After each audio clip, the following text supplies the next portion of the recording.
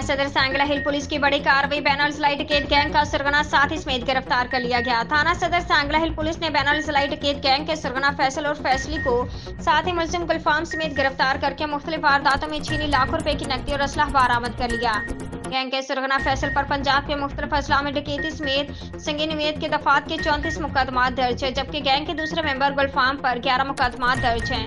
Gang का सरगना फैसल और फैसली जिला गुजरांवाला के थाना सदर का इश्तिहारी मुजरिम है, जो डकैती के मुकदमा में मतरूक था। मुलजमान से थाना सदर सांगला हिल में राबरी समेत 10 मुकदमात का सुराग मिल गया है, जबकि दौरान तफ्तीश मजीद इंकशाफात मुतवक्के हैं। डीपी ननकाना साद अजीज ने एसएच मुजाहिद अब्बास मलही और हमराही टीम को शाबाश देते हुए कहा कि जुराइम पेश अनासर के खात्मा के लिए तमाम इक़दामात बरोए ला रहे हैं। ननकाना पुलिस अवामी जान और माल के तहफ़्फ़ुज़ और समाजी खदमत के जज्बे से सरशार है। रिपोर्ट सेठ अमजद अली, जोर न्यूज़, सांगला हिल।